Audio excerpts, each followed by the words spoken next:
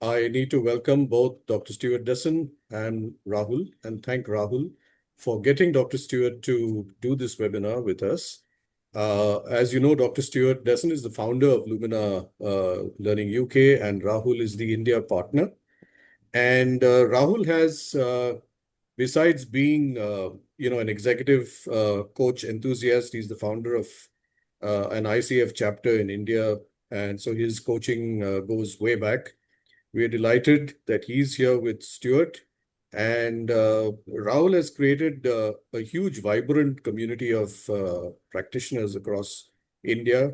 And there's a lot that goes on. I am witness to a very, very active set of WhatsApp communities. And I do know from attending the certifications and other events that they have how really vibrant and, if I may say, colorful the community is. Uh, Let me quickly introduce Dr. Stewart Desson, although he doesn't require too much of an intro, but he's our featured speaker today, and we're really, really happy to have him.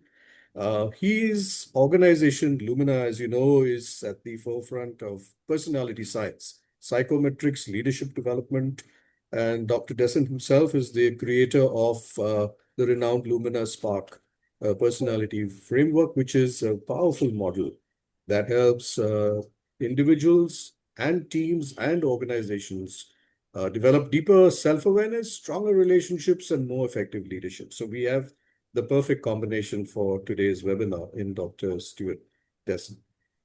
He's a leading expert in psychometrics, OD, and executive coaching and leadership effectiveness, and he combines not only human-centered approach to learning and development, but a rigorous analytical research that accompanies it. He's a PhD in business psychology and has dedicated his career to creating these innovative, inclusive, and practical tools that help all of us unlock our potential. Besides his work at Lumina Learning, Dr. Stewart Desson serves with the Association for Business Psychology and is widely recognized for advancing the understanding of a deeply not understood or even misunderstood human behavior, diversity, collaboration, authentic leadership across the organizations around the world. And so you can see he has his hands full in explaining how behavior can be understood through different frameworks. And we are here to be the beneficiaries of that explanation and insight. Without much ado, let me welcome you, Dr. Stewart Desson, and hand over the stage to Rahul to probably say a few words and then give the platform to Dr. Stewart Desson. Thanks, Dexter. Thank you so much. The earlier intent was to have a conversation with Stewart. I mean, Stewart always likes engagement, and we joke sometimes he likes engagement to a fault because even with large groups, I find Stewart's ability to engage people. However, when I started to see the kind of content Stewart can bring, and time is always short, and come the end of the day, middle of the week, let's not tax people's brainware too much. However, I wanted to comment a little bit before I hand it over to the boss man, which was to say that the topic of coaching with inner stillness has a very profound meaning in today's context. We often talk about coaching as a selfish act. I mean, we get so much out of it. Haven't we heard the more you put into your coaching, the more you get back from it? So, hang on, I think my computer's playing up. Yeah. And I thought I'll comment. I mean, regardless of being the business piece, which is uh, me being the partner for Lumina in the region, I want to talk about the selfish piece of engaging with this product. And I remember one of the things that I learned immediately in Lumina was that we all lead in our own way, and we have to find our ability to draw gratification from that. But when you're leading with your own style, that's the only time you're natural. So when you credit me with the community I built, it wasn't even a strategy. I'm built as a people focused individual. I may come across to the world as a nice guy, but internally, I'm just wired to be a people focused person. So, my strategy to build a community was a was the best way for me to stay close to who I am, to my character, to my soul. So the outcome has been that. And that's why when we work as coaches, we have to adapt not the right way, but what is the client's right way, right? I mean, some people are going to lead like the energizing outcome focused catalysts. Some people will come as idea machines, and we should honor them for that. And some people will lead because they're good at operations, etc. So for me, the selfish piece has been a discovering myself, but also discovering that why is it I am so frequently fighting to be myself? And hopefully, Stewart will be talking a little bit about the idea of three persona, where he'll talk about where we lose our sense of inner calm and stillness. The truth of the matter is, in today's world, we've lost the ability to be still. And I sometimes find that riding motorcycles and coaching are the only time that I'm actually still because I have no choice but to be focused. But give me any other second, even in the middle of watching a TV episode, I'll pick up my phone 8 times, right? So today's topic that is profound because I think Lumina has given to me the ability to understand that there are certain triggers which other people may be immune to, but they impact me in such a way that I lose my sense of stillness. Understanding how my construct internally, some parts of me are absolutely impact proof. But then there are parts of me which are easily reacted to external stimulus in an adverse way. And there is a beautiful model that's been built out of the Lumina framework called Journey to Composure, which is a quick, it uses the Lumina framework, but for the NLP people, they salivate over it because it becomes so real. Uh, and for those of you who know Lumina, know that how organic and kinetic it is. You play with it all the time. The journey to composure as a phrase has become like a mantra for me. Our ability, even Yuval Harari Noah says that the only thing that's going to hold us in good stead in this new world is our ability to get back to composure. So, as fellow coaches, I want to say to you that a lot of our work gets done today if we can help people find their stillness. And today, maybe with Dr. Stewart Desson, is personally taking us to the framework he's constructed, we might get some answers. And as a fellow practitioner, I want to say to all of you, it's unlikely that all of you will need to work with a psychometric, maybe not even Lumina, but hopefully, like the rest of us, you will find that the framework that Stewart is going to show, those frameworks can be applied sometimes without even the report. So don't feel yourself limited or hindered by the fact that you don't know psychometrics or you're not a Lumina practitioner. The frameworks are universal. So, Stuart, with that, I hand it to you. Thank you so much for making the time for our community over here. And you've always been so generous with your time. And I must say that both as a friend and a business partner, I'm always amazed at your ability to create these wonderful, wonderful tools that are such a pleasure to put to practice. Thank you. So Rahul, thank you for your kind words and thank you for sharing your examples. And I'll share something of my research and some interesting concepts today, all around the theme of coaching with stillness. And Dexter, thank you also for your introduction and kind words too. It's incredibly appreciated, as well as the help in thinking through what I could share with everybody here today to try and take your coaching one stage deeper. So I'm going to start by just making a comment on something Rahul said here, because coaching with stillness is different for all of us. So firstly, as coaches, there are different things that bring us stillness. So Rahul, riding your motorbike is a moment where you experience stillness, whereas for me, it's the opposite. If you put me on a motorbike, that's kind of my stillness is all gone and I'm shaken up. So what we're going to look at today is how, as coaches, we need to sort of source our stillness and find out what helps us to get into that space. And of course, we're doing the same for our coachees. We're looking to find what is it that can help our coachees be still. And I've noticed, for example, Rahul, You've been my friend and colleague for well over a good decade now. And I see you do seemingly opposite things. On the one hand, I see you being an entrepreneur and building a vibrant community. And that's a very energetic, out there thing. And you seem in your element and actually quite still inside when you're doing that. You're kind of in flow. Would that be right? But I kind of also observe the artist in you, the paintings, the appreciation of art, which is a very different way of expressing yourself. And somehow you integrate both, almost a paradox. You are a paradox, Rahul, if I can say. And it's through that paradox that you get who you are and experience stillness. So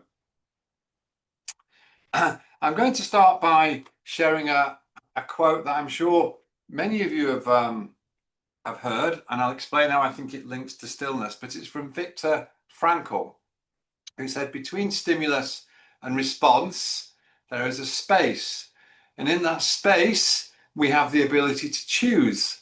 And in that choice lies our freedom, our psychological freedom.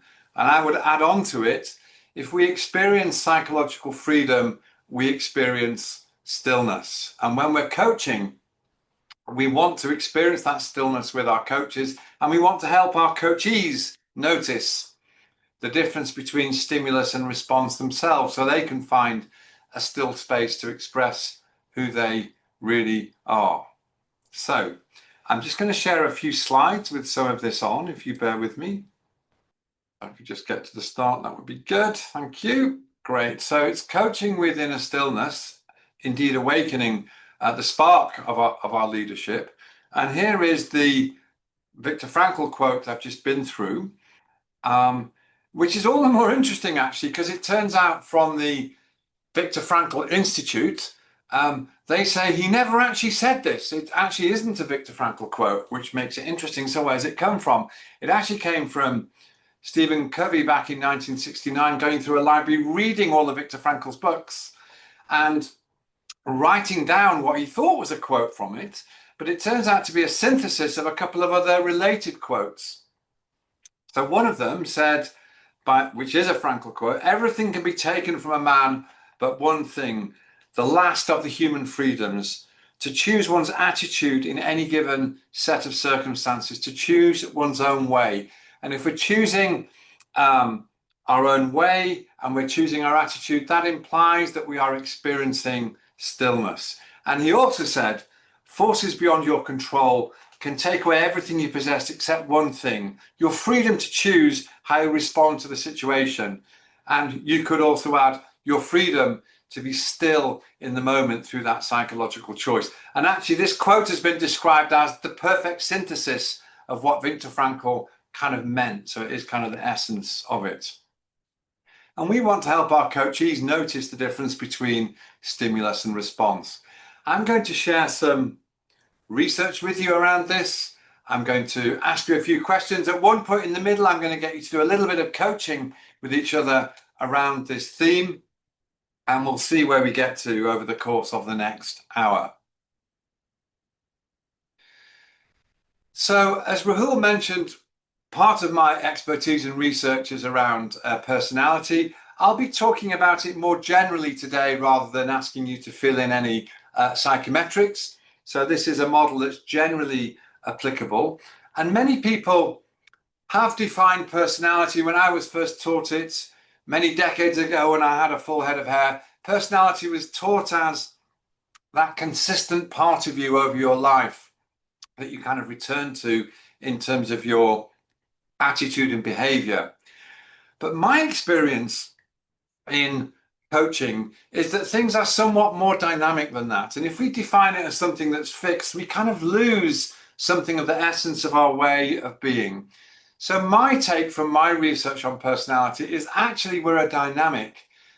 I'm slightly different with you here today than I might be tomorrow with my family or with my team here in the office. In other words, my personality kind of depends on who I'm with and what I'm doing. I'm slightly more animated and extroverted here with you now, a big group, and partly because I'm on Zoom, so I know to express myself more. So we're always kind of dialing up and dialing down. In other words, our way of being is pretty context dependent. And we talk about having dispositional traits. You could say that is the consistent bit over your lifetime, and some of it could indeed be genetic. But then we have our everyday behavior. That depends on who we're with and what we're doing. And it depends on our self-awareness. If there's a huge gap between my dispositional traits and how I have to behave, if my environment forces me to behave in a very different way, then maybe my stillness will be impacted. It may be hard to maintain it, which leads us to the idea of overextending. So part of our personality includes the crazy things we do when we fall out with people or we get triggered by something. That's when we really do lose our stillness, and we're going to be looking at that. So the Lumina spark, which is the approach we talk about when we come to personality, it's fundamentally a dynamic view. So I'm going to ask you all now, what do you think personality is? And I'm going to ask you simply to put a comment into the chat box, and I'm going to have a look and see what we create. So if I just asked you the open question, kind of what is personality? What are the sort of things that you may say? Yeah. And for those of you that can get the annotate button working, you're more than welcome to even type it on the screen. So Mohan's saying it's your behavior that's on display. So that's the outer sort of shell of your behavior. And again, Sanjay's saying it's about behavior. So you're kind of emphasizing that part of your personality that others can see. It's context dependent in different contexts, and because we're wearing a mask. So the idea that we wear multiple masks, we have a different mask for our relationship with our partner, with different work colleagues. We express ourselves through a mask in different ways. I can see here there's a comment that it's partly genetics, which some of it comes from our parents, and it's partly socialization. It's how we're brought up, what happens particularly early in our life. And what else is all sorts of interesting things coming. Energy, we can view it as an energetic part of us. And then we've got the idea coming in here that it's about emotion as well, and how we express our emotions. And it can be attitude. So we're kind of going a bit deeper into what personality is. Yeah. There's a comment here, as kind of as a non-psychologist, it's about behavior in different situations, and it's situational. So it's kind of an extension of the self. So I'm here to say that my take on this is that it's dynamic. The outer shell is behavior. Underneath, we have our thoughts, our beliefs, and our emotions that are driving, and at some level, our identity. So you can view it kind of as a multi-layered cake. So partly it is what you're like. The traits that you're kind of born with, you tend to find situations to express that. And you're more likely to be in stillness if you can be expressing what you like more of the time. Our behavior is what we do. And sometimes rising to the environment can create some anxiety, but if it's the right amount of anxiety, we'll also enjoy it and experience stillness. But it can be too much of a good thing, what we do too much. And we call these underlying. The traits are underlying. Every day is your behavior. The maladaptive, we call it overextending, because you're probably just expressing something of yourself a bit too much. Now, that actually might be too much to someone else. It might not be too much to me. I might be thinking I'm doing just great, but someone else maybe receive me in an overextended way. And part of our personality is what we aspire to be. I remember the first time I encountered personality as a concept when I was in my 20s, and I was convinced that I was an organized, forthright, and bold person. And it took me about 3 months to come to terms with the fact that my psychometrics said otherwise, and the feedback from my team and my coach said, actually, you're more of a people-y focused person, a little bit like Rahul, and more emergent. So what we aspire to is not always what we are, but our reputation matters. Is it our identity or our reputation that matters? Well, actually, one thing that can impact our stillness, as if our reputation is different to our self-identity. If I see myself one way, but I consistently get feedback from others that see me differently, that will kind of create a tension. And philosophically, this is kind of a big divide. Is my identity the most important thing, or my reputation? And if you're coaching people, are you helping them discover their own identity and express it, or are you helping them figure out how other people see them and work out how to be more effective in the world? All of these, of course, are true. There isn't one answer. Now, I want to give you an experience of bias right now. So I've looked at personality, and I found in the UK, but also in India and in different countries around the world, different words have different meanings. And the big five in personality, which we use in coaching, was created through looking at the English language and taking all of the words in the English language, getting literally millions of people to assess them on them. Am I bold? Am I assertive? Am I kind? Am I argumentative? And correlating them literally over 30 years.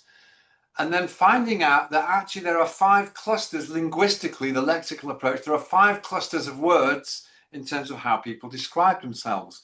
But it turns out that these words, because they're in our language, can have biases in them.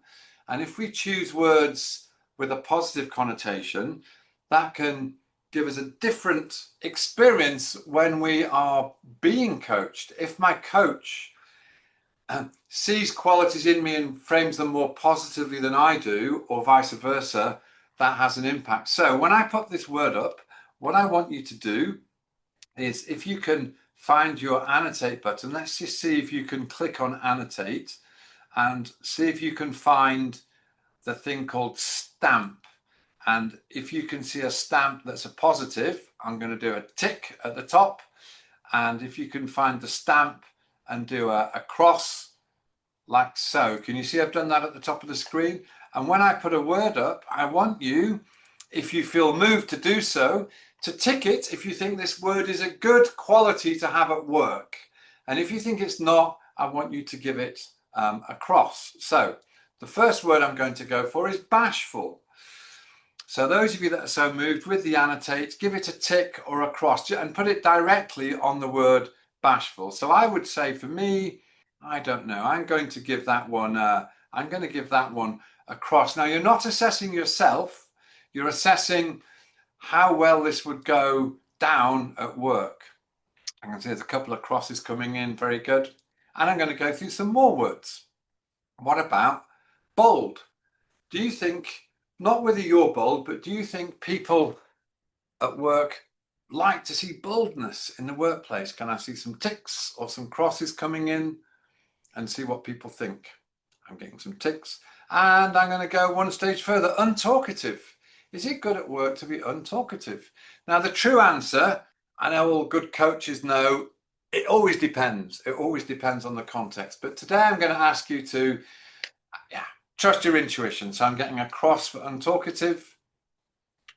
And what about withdrawn? Do we want to be withdrawn at work?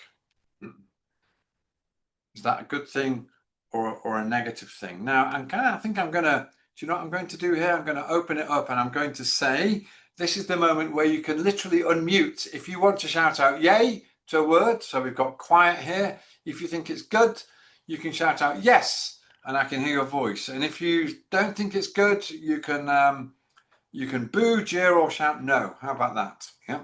So is it good to be quiet at work? What about timid? Is it good to be timid? I'd like to see some more crosses and ticks. I can see a cross coming in. And what about active?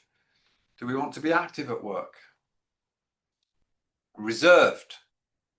I have many software developers that like being reserved. They like to think things through and stay in their cubicle. Inhibited. Is it good to be inhibited? Ticks or crosses, please, as we go. Unrestrained. I like to be unrestrained. I know Rahul likes to be unrestrained. When Rahul's in flow, he's unrestrained. His art is unrestrained. And what about energetic? Is it a good thing at work to be energetic? Getting a tick there, a couple more ticks. Unexcitable.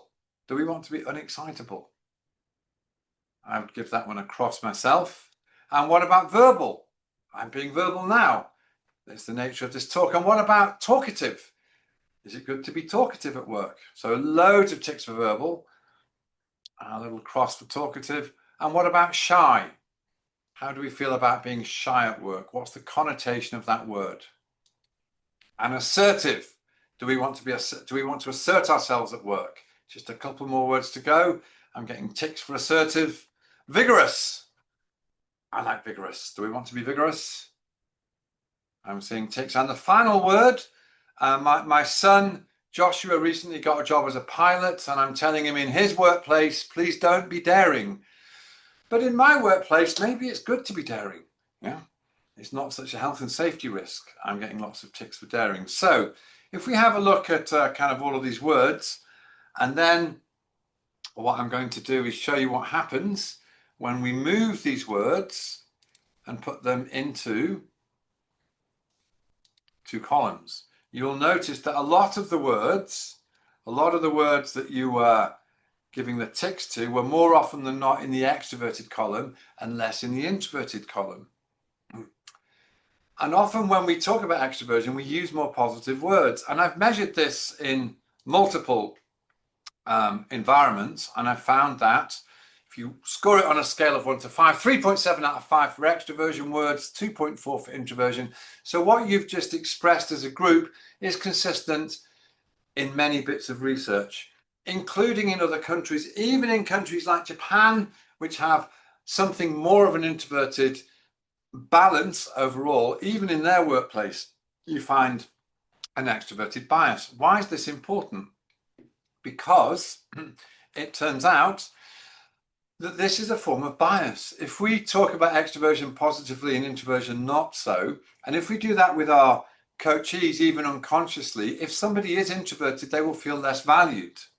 And if they feel less valued, it will kind of, between stimulus and response, there's a space, and in that response, they'll feel agitated.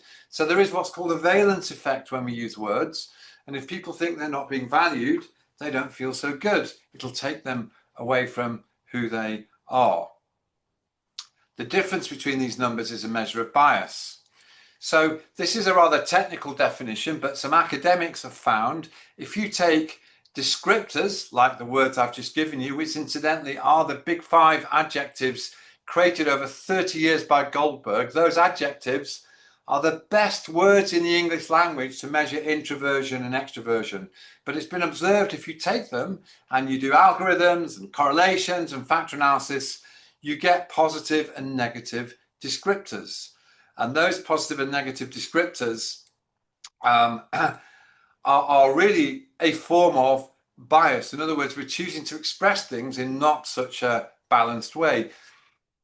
If we're coaching, we want to make sure that we still describe extroversion as sociable, energized, taking charge, expressive, but we want to make sure we describe introversion in an equally positive way. You're observing, you notice your mind, you're measured, which means you have a more professional outer behavior. You're intimate, you listen, you contain your emotions. These are things that are nicer, more balanced ways of expressing things. And if we want our coachees to feel honored and respected, whenever we describe personality, we want a balanced approach. And we've kind of reduced this bias. It's hard to totally remove it because it is kind of in our culture. At least in our culture, in our workplaces, there is still an extroverted bias. How might we do this? Typically, you'll find, if I talk now in my realm of psychometrics, we describe extroverts as making friends easily and introverts as listening a bit much and not giving their views. But actually, that's kind of a form of bias because one's positive and one's not so. So what we do is in psychometrics, we find a way of expressing introversion positively. I choose my words carefully before I speak, but then we find a way of talking about extroversion that is kind of slightly overdoing it. Something like, sometimes I talk too much. And now we've got a degree of balance. We've got the polarities and we've balanced it. This is more respectful of people. And it's not just introvert, extrovert. This happens all across measures of personality. Now, how do we put this to work? One way we put this to work is through this pyramid. And this is an incredibly practical like coaching model that you can use. We use it with our psychometrics, but as Rahul said, you can use this generally without a psychometric. Because what's the value of knowing about personality? Well, it's only valuable if you do something with it. So we always start with self-knowledge. This is an up hierarchy. We need to know about our preferences, our behaviors, our reactions to pressure. We need to know what triggers us. Between stimulus and response is a space, but we need to know what are the stimuluses that will take us into a quick response that might make us overextend. Self-knowledge is the cumulative effect of our self-awareness built over time, if you can kind of bank it. We need this before we can go to the next level. When we're coaching people, we need to convey that we value different ways of being. So our coachees, whether they're exactly the same as us or a complete polar opposite to us, we want to value, we want to honor their different ways of being. And actually, when we're coaching, we want to help our coachees value other people's different ways of being. So this pyramid works for us and for our coachees. If we stop here and our coachees feel valued, that's a good thing, but it's not enough. We know that we need in coaching to have rapport, and that means we need to dial up and dial down the different things we do. We need to read the context and we need to adjust our behaviors. You often need to do this in coaching to better connect with your coachees, but you will often be wanting your coachees to do this in their life. When we go into kind of life coaching and emotional intelligence, we're trying to help our coachees do this.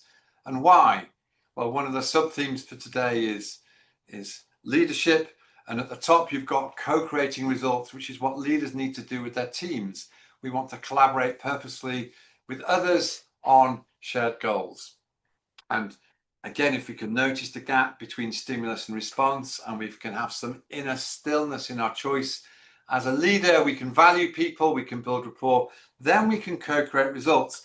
We can have people who we coach who are leaders who still get results, but they don't co-create. And what they do is they go up this pyramid in a very, very different way. They're not necessarily self-aware. They don't always value different ways of being. In fact, they recruit in their own image.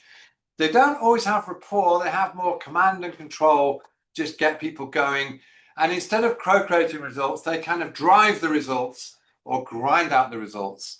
And we know that that can still create some success. Many organizations run on it, but we also know as coaches, if we can go up this pyramid and help our coachees go up this pyramid in a self-aware, valuing way with rapport, we'll get a higher level of performance from our staff.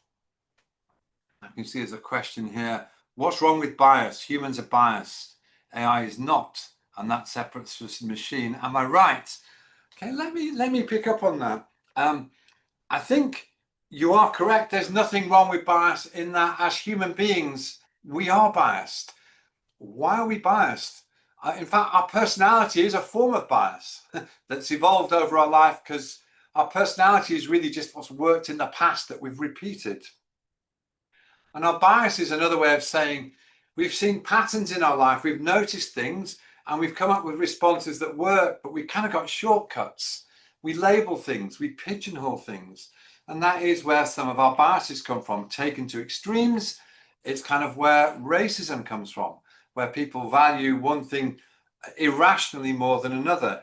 So the key is not to think it must go. The key is to notice your bias. And if we become more aware of it and work up this pyramid, we can be more conscious about it. So I think there was a suggestion here that AI is not biased. I'm going to kind of challenge that because AI, if you think of what AI does, if you're thinking of large language models, they're based on statistics.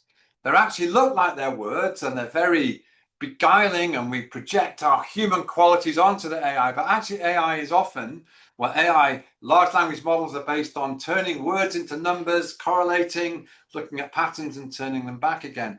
And we know, as with the exercise we just did, whenever we correlate things based on numbers, you will get a bias. In the case of extroversion, it's more valued than introversion. If you put a lot of words into AI, extrovert, introvert, it will kind of do the sort for you and it will reproduce the bias.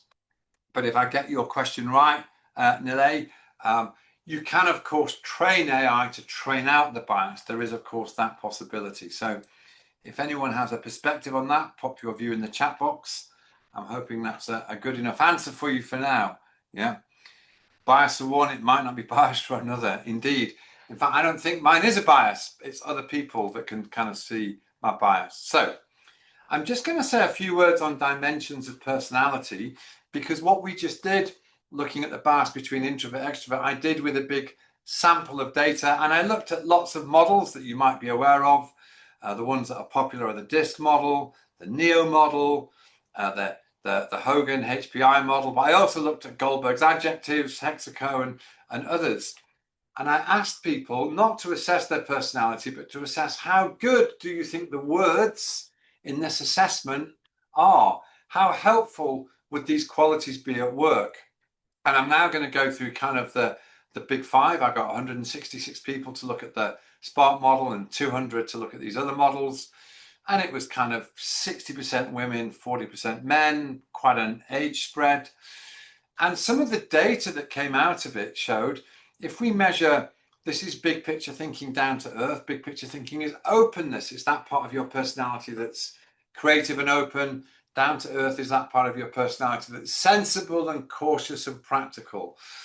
And the first bar is how attractive people thought measures of big picture thinking was at work versus down to earth. And with Lumina, we've kind of got the two bars closer to each other to try and reduce this bias. But you will see something like the HPI, the Hogan model, the difference between openness and low openness is much greater. In other words, when people fill in a questionnaire there, they can clearly see one end is good and the other end is kind of not so good.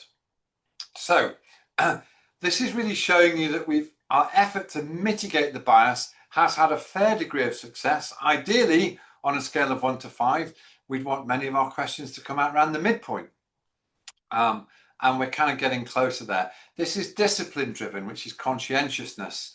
And again, we can see there's some gaps here. It's hard to get rid of a bias because at work, people want to be organized and get things done. But actually, inspiration driven means there's a place for going with the flow and being emergent. But some of these other views of personality describe discipline driven as organized and inspiration driven as a disorganized, lazy person. And that's kind of unappealing. The same with introvert extrovert that we've currently looked at. We've reduced the bias somewhat. And the same with people focused, outcome focused. The people focused is called agreeableness in the big five. Outcome focused is kind of disagreeableness. And disagreeableness doesn't sound so good, but if we look at the NEO, for example, low agreeableness is like argumentative, distrustful, and so on. The gap between these bars is big, and we're trying to lower the gap here to take the sting out of some of these things. Yeah. So finally, we get to what we call risk reactor, reward reactor, but many models call it being neurotic versus emotionally stable. And this is an area where there's huge bias against people that are deemed to be neurotic. But what if you're not neurotic, you're just highly emotional? What if it even helps you with your emotional intelligence? So the difference between the polarities we've measured here, the lowest bias is in green, the highest bias is in red. And this is just showing that we can do something to reduce this form of bias. So here are some words on the screen. These are words that are all constructive, that don't have bias in them. They can all help your leadership, your teamwork. When you're coaching people, any one of these could be a quality they want to work on. So I want to ask you all now as coaches, can you think of a quality that you see on the screen that actually helps you with your inner stillness? Inner stillness doesn't mean we're still. Rahul's still when he's riding his motorbike, but he's also still when he's painting his paintings. So his paintings are imaginative. His motorbike is kind of more exciting and demonstrative, I guess. But what is it for you? I'd like you to use the stamp functionality again. And I want you to kind of put a star. In fact, let's go for a heart on the word that you think is something that gives you inner stillness. So I'm going to go for empathy. When I show empathy to others, it actually calms me down as well. So if a few of you could put a heart or scribble a heart on the words, someone's going for observing. When you're observing, you feel more stillness.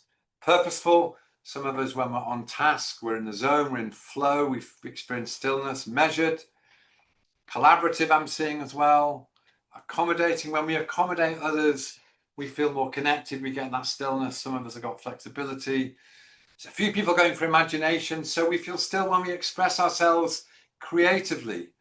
Some of us get stillness in sociability. We might look like we're talking and engaged, but inside it's kind of nourishing our soul. So thank you for engaging me in that exercise, because what I'm going to do now is show you that these things can be color-coded.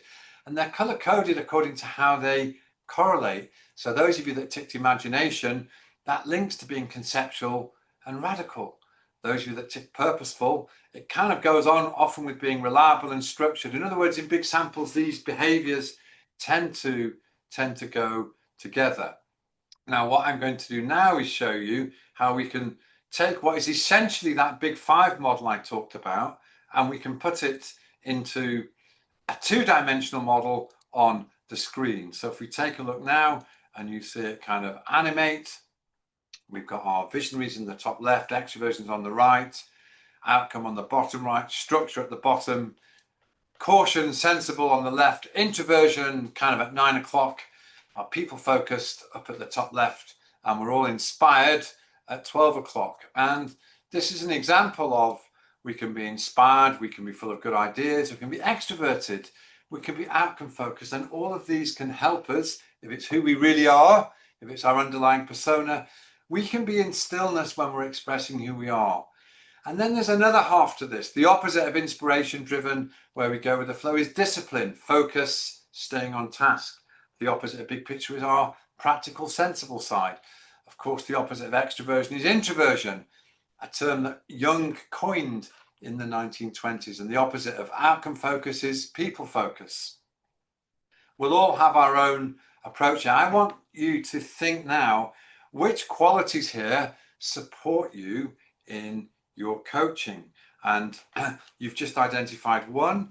I kind of want you to find a second one. So the first one was about helping you with your stillness. I want you to find a second word now that you dial it up a bit. It's a behavior that you do more of to help your coaching. So I would go for structured, because I'm not naturally structured, but when I coach, I always make sure I have structure for my benefit and the coachee's benefit. So if you could all do that in your head now, and I'm going to ask you to go into breakout groups and talk about this in a moment, just for 5 minutes. But before you do that, I want you to think of a second thing that might happen when you might lose your stillness, because sometimes when we're coaching, the coachee might say something that might trigger us as a coach, and our coaching might get overextended. Or it might just be, I get really excited helping my coachee and I become too extroverted and overbearing. Or I might do the reverse. I might try and be detached and become, in the eyes of the coachee, too serious and too withdrawn. So I want you to have a look at these words here and be honest. Choose one of them that you think you can do in your coaching. And I'm going to put you into, let's go for groups of, we'll go for groups of 3. And in your groups of 3, I'm going to ask you just to share only for 5 minutes what helps you with your stillness, what do you dial up in your coaching, and what might you overdo. So if there's 3 of you in the group, 5 minutes, you've only got a minute or 2 each, so it's kind of speed coaching. And I'm going to ask the organisers, do you think you can put everyone into groups of 3 for 5 minutes? Have I got someone that can help me do that on the organising team? Is that going to work? Yeah. Yes, I'll do it. Yes, Stewart. Nandini will do that for I will us. do it. Thank you so much. And just for 5 minutes, and then we'll hear back how we got on. Okay. Yeah. Okay. Just give me a moment, please. No problem. Oh, great. So welcome back, everybody. So I'd just like us to tap into the chat box. Let's go first of all. Just type in what takes you away from stillness. Yeah. Is there something that what is the overextended thing? what might be the trigger, or what is the thing you do when you know that you're not being still? And just put that into the chat box so we can get a sense for what's going on. So I'm hearing noise within, so it's like chatter in our mind, like the opposite of mindfulness. Being overstretched emotionally, which is often part of being too people focused, too concerned for other people. So I'm more emotionally stressed. Consensus obsessed, I can see. We try too hard to get everyone to work together. But Mohan's saying it's actually discipline. Some people get solace in discipline. Others, it takes you away from it. Chaos. Yeah, I'm up there with chaos. Inner thought. So again, the idea that stuff going through our mind, jumping around, a lot of big picture thinking, but too many ideas can make us not still. Performance anxiety. So lots of things are going on here that can get in the way. And obviously in our coaching, we're trying to help our coachees first have a self-awareness of this, and then work out how to manage these triggers, become more aware of them, and have strategies for mitigating them. So I'm going to go back now and have a look at the model that you've been playing with, and just kind of explain to you how it links to the big five. So this is what we've looked at. That's openness and big picture high openness, down to earth low. Conscientiousness, which is the thing that correlates most, it generalizes most with performance at work across all the world. All bosses are looking for conscientious staff at some level. Extroversion, introversion, as coined by Jung. And there is the extroversion bias, but we're here to say they're both valued. And agreeableness, better described as people focused, outcome focused. And actually, there is a lot of research that says, in terms of our brain chemistry, these different aspects can collapse into two factors called plasticity and stability. And plasticity is when we're extroverted, open, big picture thinking. Stability for those of us who are more conscientious and disciplined and want to be kind, but we're kind of low on neuroticism. You can kind of divide people into two, and it actually impacts how our brains function. If we draw a line down the middle here, we have the more extroverted, open, big picture thinkers over here, and kind of the opposite on the other side. And these can trait two quite different personalities. They're two ways of not being still. One is not being still by going out there and becoming more energetic and forceful, and the other is not losing your stillness by going inside into more inner dialogue and overwhelming yourself kind of internally. This also links to Jung. For those of you that like Jung, you can see introvert, extrovert coined by Jung, intuition, sensing, intuition where ideas are rising up from the unconscious. Feeling, thinking is people focused, outcome focused, and of course the judging, perceiving. Many of these different models all point to the same aspects of the human condition. And Jung kind of said there's no such thing as a pure extrovert or an introvert. Such a man or woman would be in a lunatic asylum. In other words, he was suggesting that we need to balance the opposites. Now here is Stewart's actual personality. You can say I'm inspired, I'm full of ideas, I'm energetic, and I have a paradox in my people focused and outcome focused, and I'm quite low on discipline and so on. And I'm here to say that ideally what we want is to do what Jung suggested, which is to not just play to our strengths and just be lopsided and do our one thing, but to round ourselves out and look at some of our opposite things and find a way to integrate. So when we have a paradox like I've got, I can be kind and collaborative, but I can also be outcome focused and argumentative. Can I find a way to integrate it? If I integrate it, I'm doing what Jung said, I'm individuating, I'm doing opposites and becoming more complete. And we want to help our coachees be more complete and embrace the paradoxes in their life. Or are we flip-flopping? So you're often wanting to help your coachee realize which of the two they're doing. If, on the other hand, sometimes I'm really kind and really compassionate, but I get so kind that someone takes advantage and I flip, and then I'm too blunt and outcome focused and get annoyed, and then I think I've overdone it and I go back to being nice. I'm kind of flip-flopping, and there's no stillness in flip-flopping. So where we're if we want to be still, we need to kind of integrate, is the Jungian idea. And this is where we look at who are underneath, our underlying, our inner story, which does relate to our identity and relates to what we aspire to. Our everyday is more what people see, the idea that our personality is our reputation.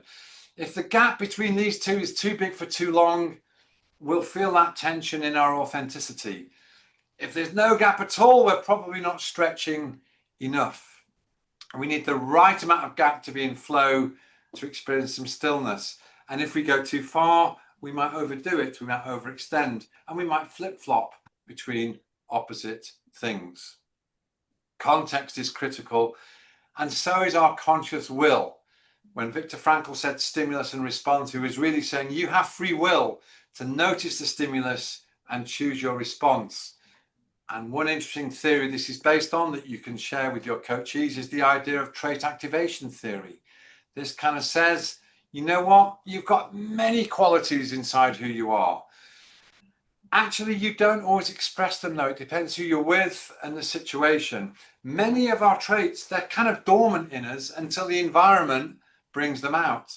It might need a new job, a new boss, a new relationship, and then you suddenly discover that different traits are activated. In other words, our personality is like a range of musical instruments, but we tend to just play our favorite instruments. And I'm here to say we want to help our coachees play a variety of instruments and activate different qualities in different contexts, and to do it consciously, because that's emotionally intelligent.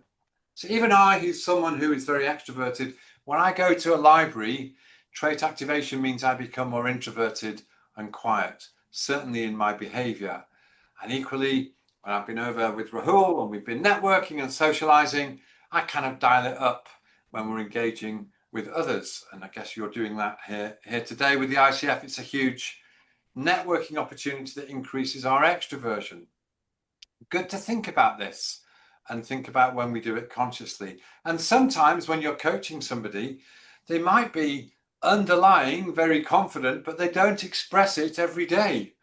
So you need to think about what are people like underneath and what is their expression like. Or someone could be the opposite. Underneath, they're pretty low on their confidence, but they present as very confident. In other words, they're kind of masking it. Yeah. And equally, we can do this and ask, is this confidence, is it the real us? Are we always like that? Or is there a state element to it where we can dial it up and dial it down? And the truth is, trait activation theory brings a bit of both to play. So what we're doing, the cues around us, the culture, that leads to situational strengths. So the final thing I wanted to share is to talk about the relationship between resilience and our stillness. Resilience, is it a trait? Or can we train to be resilient? Can we learn to be still? Are some of us born more still, or can we practice mindfulness? These are interesting things to think about. And here is a model that talks about stimulus and response. It's an extension of the Spark personality model, and it kind of suggests we often have stimulus and we may respond in any one of these emotional ways. So we're now going a bit deeper into our psyche. And if we can respond to the stimulus in a way that's natural to us, we will be calmer and more authentic. So around the top here, this is people who, in terms of their emotional response, they always want to seek reward. We call them reward reactors. So they show confidence, optimism, natural resilience, and even temperedness. And this Stewart, is if I may linked to... interrupt, somebody wants the previous slide. Somebody wants the previous slide? Yeah, connecting traits and...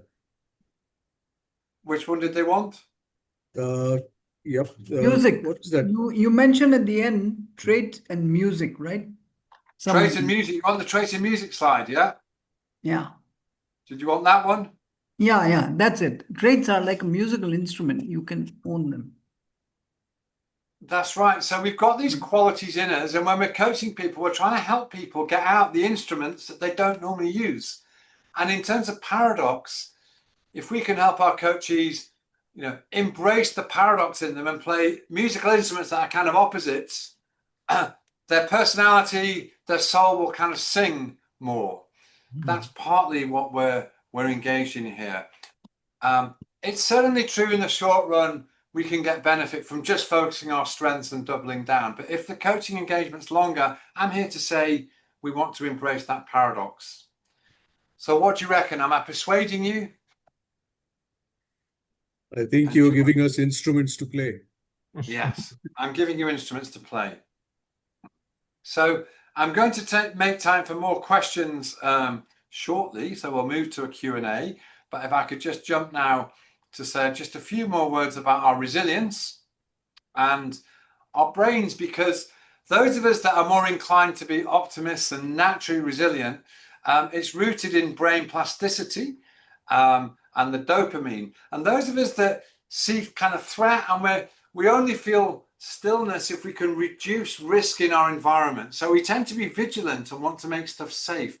We tend to be more responsive and jump on things more quickly if they're not going well, to try and get them back on track. And this is kind of linked to serotonin and brain stability, as I described in the previous research. And the one that most clearly links to stillness is our resilience, which is we experience pressure, but we keep a lid on it, and we certainly appear still, even if we're not underneath. But interestingly, if we are highly responsive to our environment, if whenever there's any anxiety around us, we do things and act quickly, we act with a sense of urgency to put things right, that's partly to get us back into our stillness.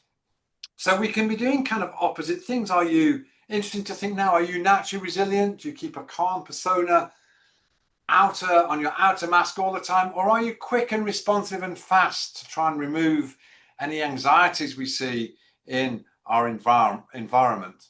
Or maybe you're both. Maybe you have a paradox here.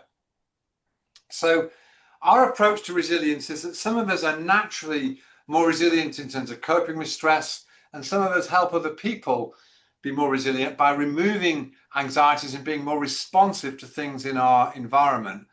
So it's worth thinking what helps us build our resilience and what helps us be still. And of course, the answer is often expressing who you really are and finding the paradoxes in you and an authentic way to express them. And we can also say, what are the internal and external factors that help us be more resilient? Often we seek out roles where we can express ourselves. So my son, who's a pilot, he experiences stillness. I was asking him on a recent trip, what's it like flying the plane? Surely that's quite a responsible, stressful thing to do. But he feels quite still and content when he's actually sitting in the pilot's seat, operating it. He's kind of at one with it. Whereas to other people, that would be stressful. So these are some of the things that our research says help us and can help our coachees: having a sense of perspective, having compassion for ourselves, a growth mindset, being self-aware, trust. These are all things that in our research have shown to help us be both resilient and help us to be still. And of course, things can break our resilience. We've looked at some of them. You talked about too much consensus, and we've talked about too much discipline can break our stillness. And there are internal and external factors that can reduce our ability in doing that as well. So I just want you to just think about that for a minute. For you, what is it that takes you away from stillness? Not in you, but in the environment, in the external environment. And have we created the right external environments for ourselves? So I'm going to wrap up in a moment and take questions and answers for the last few bit. But back to Frankl, between stimulus and response is a space. If we notice that space and we get more conscious, we have our freedom, and that's when we can experience stillness. And of course, as coaches, we need to be doing this and practicing this before we coach, but we're trying to help our coachees understand this principle too, and it runs pretty deep. And this is the favorite model I'm going to leave you with for helping people work through stimulus and response, because at the top, we absolutely want to co-create results. But unless we do it through self-knowledge, and unless we value different ways of being, it's going to be difficult. So the final thing I wanted to say, what can blow us off course, what can take my stillness away, is if I feel like an imposter. And when I'm overextending, I'm kind of faking it. I'm trying to appear something that maybe I'm not really. So if you're interested to explore your own imposter syndrome, I've kind of got some research here for you. This is QR code, and it will give you a complimentary spark, the model we've looked at with all those qualities. So if you scan this and assess to what extent you engage with your imposter syndrome, it will also ask you to fill in the Spark questionnaire, and you'll get a complimentary one. And Rahul and his team will be delighted to kind of share that with you. So that's kind of what I wanted to say today, and I wanted to make some space now for the final 10 minutes or so for any questions that you might have on anything that we've covered here today, or any challenges. Stewart, there's a question here on the chat box asking, is there an optimum level of stretch that is required / good? Is there an optimal level of stretch? Yeah, I mean, I think the research on flow suggests that there is. So actually, ironically, too little pressure.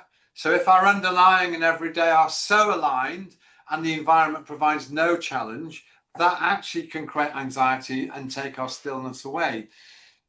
Conversely, if we really overdo it and get triggered and we're overwhelmed by our environment, that also will damage our stillness. So there is kind of an optimal level. Of course, that depends on your personality and the environment. We all try to find environments where we get that optimal level of stimulation. Yeah. So I'll go to one of the questions here. How can discipline break the stillness? Well, for me, when I'm disciplined and doing my research, because I love psychological research and numbers, actually I do experience stillness. That level of discipline enhances my stillness. Believe it or not, a spreadsheet can make me happy.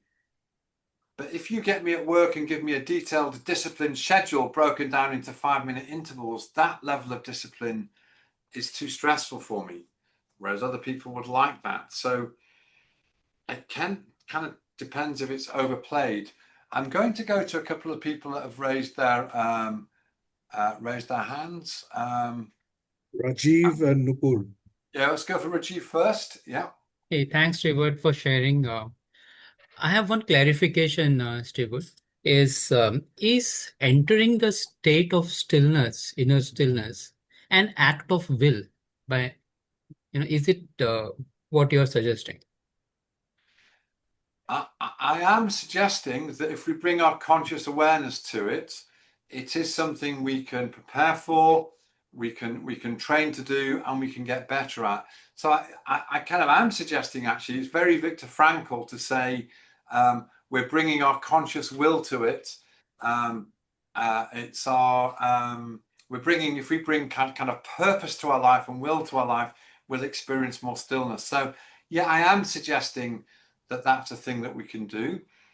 Of course, as the slides and the talk were suggesting, there's also certain environments that will encourage that stillness and certain environments that will take us away from it.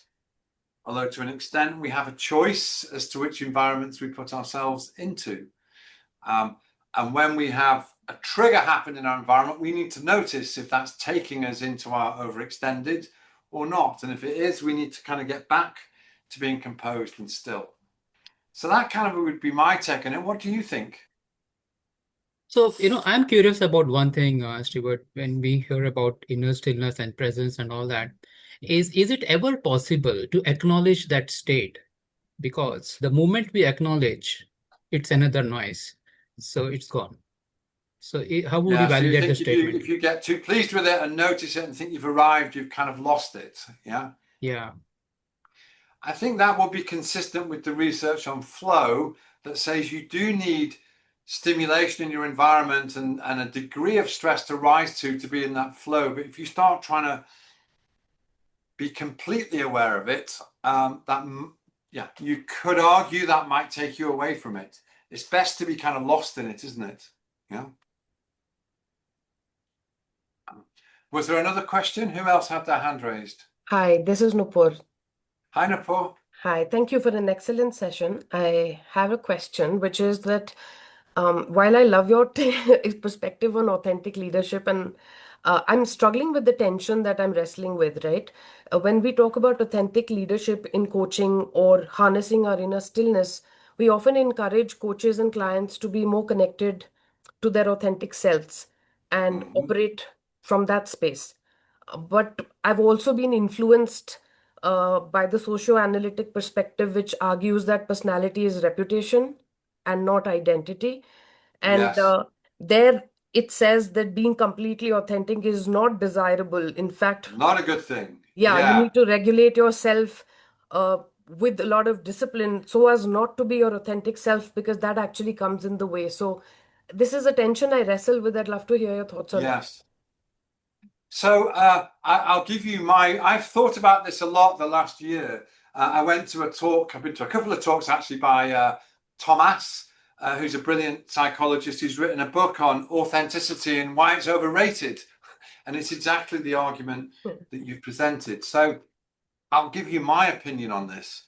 I think what we're talking about here is two different definitions of authenticity, and kind of both are right and both have their merits. So the kind of idea that your personality is your reputation, and if you're too authentic, you might damage your reputation, and that therefore we need to regulate and self-filter so I present myself in a more effective way at work. I kind of do understand that. And there is a degree to which I would say it is emotionally intelligent to self-regulate what we express, particularly at work. You could argue that's making you less authentic. You could argue that. I can go with that argument. So if your definition of authenticity is you just, if you have the feeling, you say it, and you're just who you are with all your dark side and all your messiness, yeah, that probably isn't a good idea to be authentic in that way. So I would be persuaded by that. But if I go to a different definition of authenticity, it's not just letting it all hang out and just doing what you want. If we define authenticity more like Carl Rogers does, and like the more humanistic psychology like Viktor Frankl would, here we're saying authenticity is really linked to my personal development. I can only be authentic if I reflect inwardly, if I find a safe way, maybe with my coach, to explore and express who I really am, and I'm kind of experimenting with who I really am, if I can do that in a safe way, in a personally developed way, then when I go back to work, I can express myself authentically, but not in a exaggerated, playing out way, not in a way that's triggering defense mechanisms and is exaggerated, but I can actually genuinely be myself at work, then that's a good form of authenticity. So I would kind of say it depends how you define authenticity.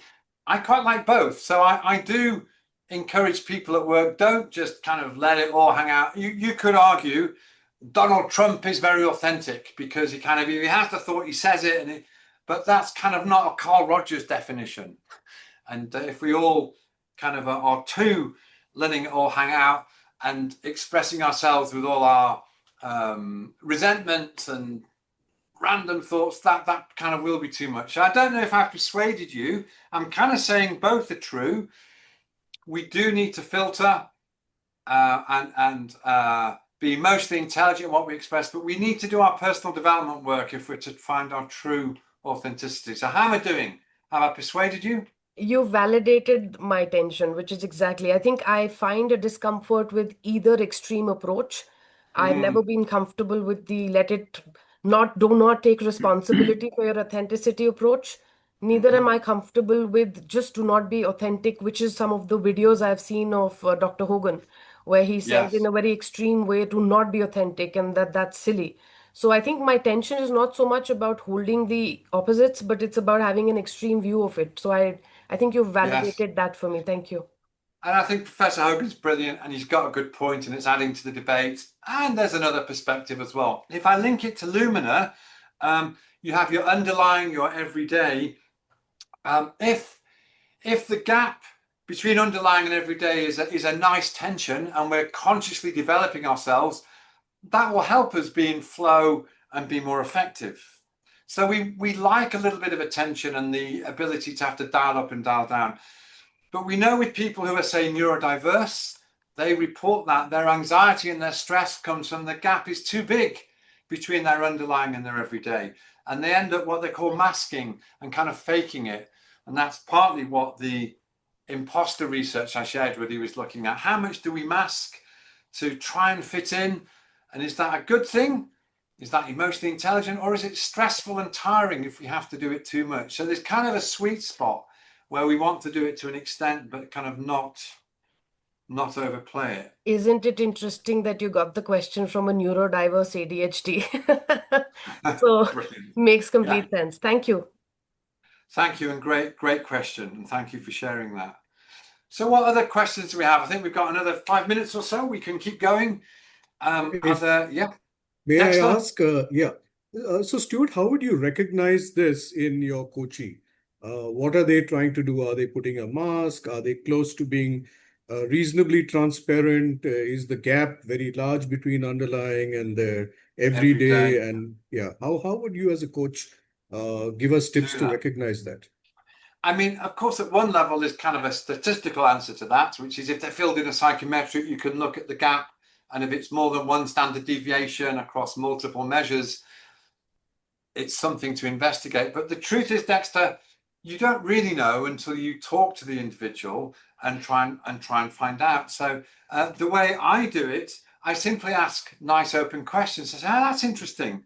So underneath it's saying that your sociability is like just 10%. It's not really that high, but every day in your behavior, you're coming out as like 75%. I'm just curious, how come? And maybe they'll tell me they're developing their ability to engage with others more and they're actually quite enjoying it. And it's not too much. Or maybe I'll find out that they've been put into a role in a sales team where they have to talk to people all the time, and actually it's starting to grind on them and they're kind of wearing a mask. I mean, interestingly, I did speak to someone who was a brilliant speaker at a conference last week, and he appeared to be very, very extroverted and had a reputation for being an eloquent presenter. And I kind of went for lunch with them and we had a short session, and it quite quickly transpired that it was indeed a mask. They were dialing it up hugely. And if you met them at the weekend, they were not really a presenter or an out there person at all. And I kind of asked them how that was. And they kind of said maybe they'd gone as far as they wanted to. And now they wanted to explore different parts of their career and actually do less speaking, which was quite amazing because they were quite brilliant. I won't say who they were, it's confidential, but that comes out of the dialogue. So it's exploring who are you underneath, how do you behave? I mean, a good question is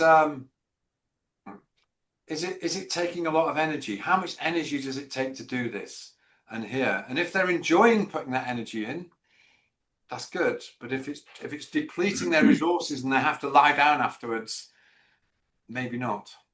Stewart, a rider to that, what about you as a coach? If you see the coachee flip-flopping between paradoxes and, actually muddying the water which you are in as a coach as well, and you are agitated inside because of this, do you hold on to your inner stillness, allow them to flounder, wander, and find themselves? How do you intervene, still holding your inner stillness and not agitating the water yourself? Well, my preference, or kind of my desire, I'm not saying I would perfectly do it. My preference is always to try and hold my inner stillness and not get drawn into the drama of the coachee if kind of they're flip-flopping. And we know that's not always easy. Yeah. And that's why we have to have a reflective practice. But I would always hope to have a level of detachment so that I don't get drawn into it myself. But if I see a coachee kind of flip-flopping, so one example would be someone that likes to be really full of good ideas and possibilities, but then suddenly they'll kind of flip into obsessing on one and checking out the detail and going into it in a lot of detail. And just when you're trying to understand it, they jump back and have another idea. So they're moving from that big picture to the down to earth. If I sense they're kind of flip-flopping, I'll encourage them. I'll ask them questions like, can you tell me how this is kind of working for your staff and for other people? I'll try and get them to understand that they're not integrated in this regard. And I'll try and ask them questions that I might ask them a question like, what would it be like if you could kind of hold your great ideas and your kind of fact checking at the same time? What might that look like? And I try and encourage them to think of ways of being more integrated. One way of doing that, if they really are flip-flopping and they really are overextending, the technique I use, I think Rahul mentioned it earlier, is called a journey to composure. And what I would do there is I would get them to notice what triggers them to go too crazy in their ideas. Is there something that happens that puts them in a mode of overplaying their big picture thinking? And then I'd ask them what can come to the rescue, what can sort of ground you a little bit so that you're not doing it compulsively. How can we get you doing your big picture thinking in a natural way, not a compulsive way? And equally, if something would trigger them to become very sensible and cautious and check everything and kind of lock down, I would encourage them to look at the triggers. Because normally if there's a paradox and people flip-flop, it's because something triggers them one way or the other. And as a coach, I want to help them find their triggers. Those are my good ideas. That's my stream of consciousness, Dexter. I don't know if it helps. Thank you. Sanjeev, you have something to ask. May I make a comment? Oh, sorry. Yes, please do. Oh, yeah. No, I think I found this aspect of being authentic, extremely important, because you can directly get more trust with the concerned coachee, that is Yes. one. Secondly, ultimately, I think being at peace with yourself will probably bring inner stillness when you're interacting with your coachee. Yes. Am I right? Yeah, I think if we're still, it's certainly going to help the coachee be still. And if we're not, it certainly won't. It certainly definitely won't help. I mean, I was at the British Psychological Society coaching conference just last week, giving a talk on a number of these things. And one of the keynotes was on how if the coach can be genuinely authentic, the coachee kind of senses that, it actually builds rapport and trust and encourages the coachee to be more authentic as well. So it's kind of a humanistic, existential take on coaching. And so authenticity as a practice is something that can help deepen the coaching relationship. I think that's kind of what you're saying. Would that be right? Yeah, that's right. Thank you. Yeah. Am I audible? Very. I can hear you now, yes. Thank you. So I think it's triggered something which happens, not very common, but yes, when I find that what we have been discussing in the coaching and previous session and the next sessions, actually it goes 180-degree opposite of the behavior. And I try and explore if the person is sometimes is doing under pressure or the energy shift. I Yes. somehow don't find that. So I'm a bit confused sometimes, but they're very comfortable, that particular client, even going from this side to that side with their own logic, why they're thinking, though I'm Yes. thinking is flip-flop. But when I see the comfort of the coachee or the client, I go with the flow. Yeah. But at the same time, Brilliant. question mark is always in my mind. Why this So happened? you're saying you're observing them from your perspective. It's Yes. like flip-flopping because they may be going from being really tough to really accommodating and diplomatic to back to being blunt and candid and truth-telling, and then back to being quite kind and making space. So it might look like flip-flopping to you, but you're saying when you explore it with them, you find out they're quite comfortable doing that. That for them, that's a really natural expression of who they are. It could well be that they're integrating it from a Jungian point of view. If they're reading the context and they're choosing when to work with their head and when to work with their heart, and they're doing it skillfully, that it won't be flip-flopping. That could be a really great integration. And I think when we're coaching people, we want to help people integrate different bits of who they are to be used in a more effective way. so they can kind of be more whole. So I think you're really onto something there. If you notice they're doing that, kind of explore with them. Are they doing it consciously? Would be a really good question. Are they bringing some conscious will to that, or is it just happening kind of by accident? If it's No, I happening by always accident, find them that at ease. It's not that they are doing under pressure, because that's what I try to explore, what's happening inside. And then, of course, I saw the scores also on the opposite side, on yeah, so you can paradoxes see that scores also. psychometric That scores are helps high. me. I mean, Yeah. I think if they are doing the Viktor Frankl stimulus response and noticing what's going on and choosing a response, they're more likely to be moving consciously between the polarities. They're more likely to be integrating, and it's more likely to be helpful to whoever they're working with, and they're more likely to be kind of enjoying it. Sometimes the flip-flopping, you will be able to tell they're flip-flopping because they're not enjoying it. Yeah. You know, if I was to say to you, Yeah, I was looking from the lens of paradoxes, and I think what you're saying is almost the same thing. Yeah. Thank you. It is, yeah. Thank you. Great observation, and thank you. Really, really rich and great questions. Any more questions? Have we gone over time? I can keep going, but if you think we should complete for time, I can understand that as well. Stewart, if you may just show us the Lumina, the colors and the aspects. So your architects and the aspects which you may probably want to leave us with that lasting image of. Okay, great. I can do that now. So just let me go to the PowerPoint so that you've got that image. So I think that one was the QR code for the research. But if I try and find now the mandala, let me find, oops, what have I just done? Let me find the best one.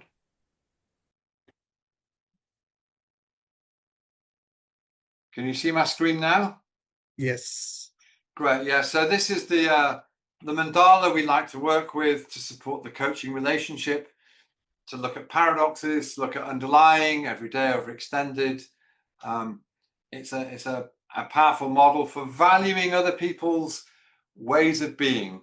What we want to do is know who we are, and we want to acknowledge others are different and value every quality here contributes to a way of being. Every quality here I've kind of researched and makes a contribution to our performance at work as a leader or in a team. And they all require honoring when we're coaching people. So thank you for being interested, and thank you, Dexter, for prompting me to share this. Just one more prompt to that. If you do the research, you can get a free version of it. Rahul and his team will be delighted to bring it to life. Dexter, one small observation. People are leaving, in case if we can have our group picture. Right, Nandini. Request everyone to come. Switch on your videos, please. Switch on your camera. Smile. Smile luminously.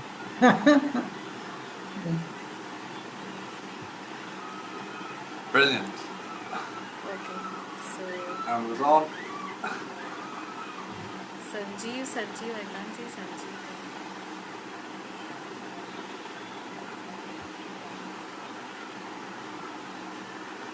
Done? No. Please. So, Stewart, while we are at it, taking photographs, is there something you want to tell us about the colors One more time, in the mandala? One more time.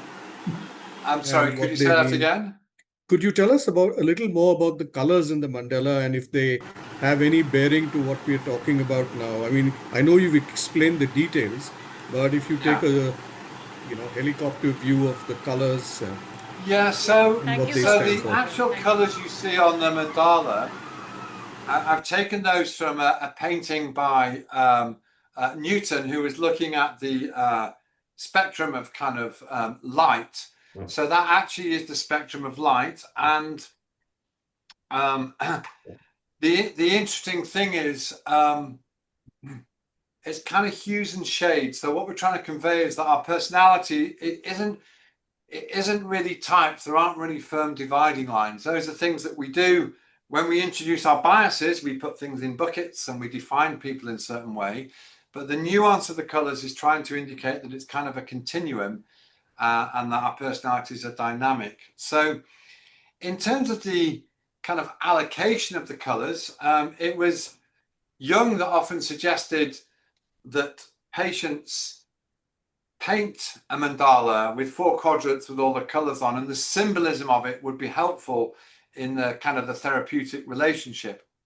And that's really where the idea of putting personality on a mandala comes from, or rather Jung popularized it. Of course, it came from India and Sanskrit in the first place. So, but the choice of colors is in part because it's the full spectrum from the rainbow.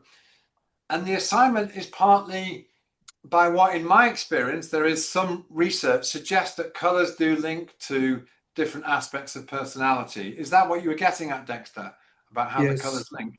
Yeah, so right. I mean, if I was to say to you all, you know, you've got a number of colors here, green and red and yellow and blue. Which color do you associate with people who are determined and bold, get to the point and push forward?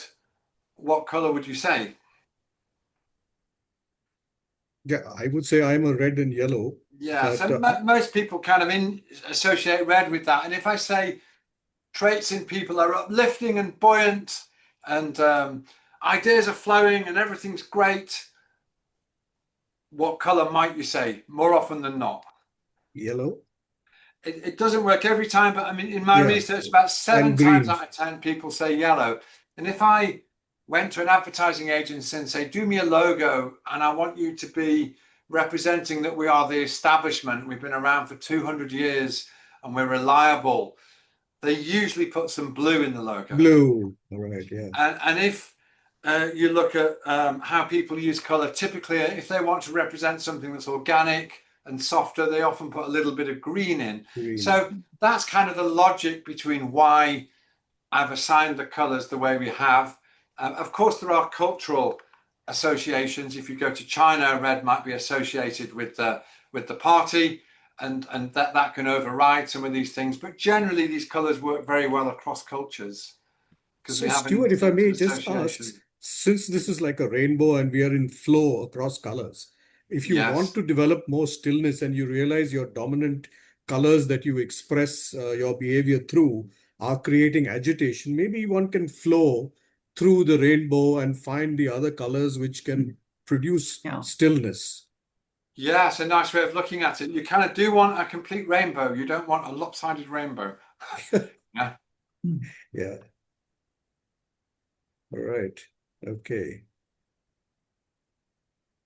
Stewart, you've been very generous with your time. I've so enjoyed talking to you all. I've enjoyed the quality of the questions. It's always a rich and very soulful experience engaging with you and the ICF. So thank you for your questions and thank you for everything you do.